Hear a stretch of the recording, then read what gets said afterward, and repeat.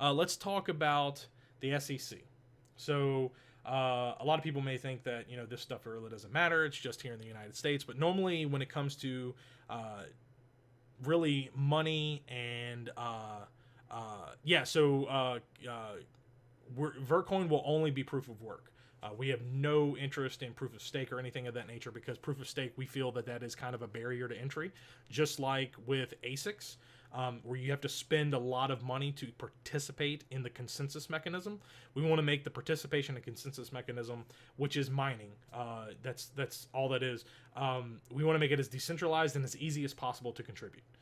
So we don't want to ever have a situation where somebody can ask 5 people, hey, let's roll back the Vertcoin blockchain by consolidating all of your mining pools and doing this as, there's 5 of us, let's make this decision. We don't want that. We want it impossible for somebody to do that. We want it as decentralized as possible. So yeah, we'll be sticking with proof of work, and that's what VertHash is. It's a brand new, completely, unique in its design proof of work algorithm. So the SEC is suing KIK, which I've never heard of these guys before now, but I'm not able to dive as deep into the crypto space, and especially when it comes to people who have ICOs. I normally just don't even remember them right off the bat. But the SEC, the U.S. Securities and Exchange Commission, they are suing this company for their initial coin offering that took place in 2017. So I want to highlight this because they're saying by selling 100 million in securities without registering the offer or sales, we allege that KIK deprived investors of information and yada, yada, yada. So this, I think, is the first shoe that is dropping necessarily inside of the United States. And I feel like this is going to be a snowball effect, and this is going to continue to ramp up and things of that nature.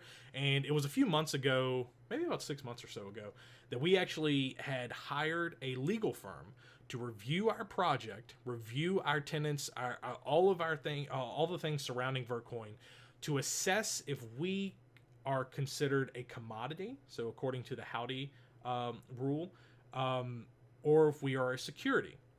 So the key things here is that no ICO, so no initial coin offering, no pre-mine, so there wasn't a huge set of coins set to the side for the developers. There was no airdrops.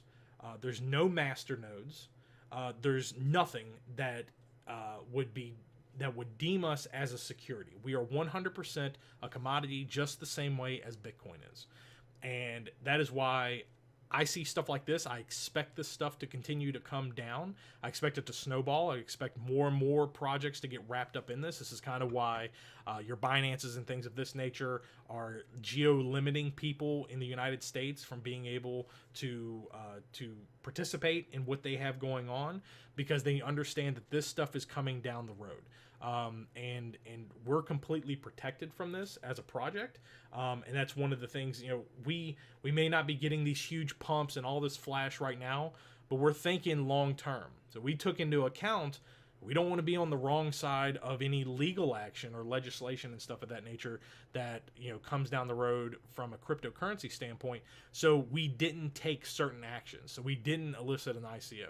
We don't do airdrops. We don't do all this fancy stuff of throwing all this money around. Our funds are very limited, and we're public about them. We're open about them, and we don't, share, all of the different, or we don't hide anything from people who want to know about our project. If people ask us, then we tell them. So I showcase this just to say that if you're worried about the SEC, Vertcoin is kind of a safe haven place to be when it comes to dealing with the SEC and stuff of that nature.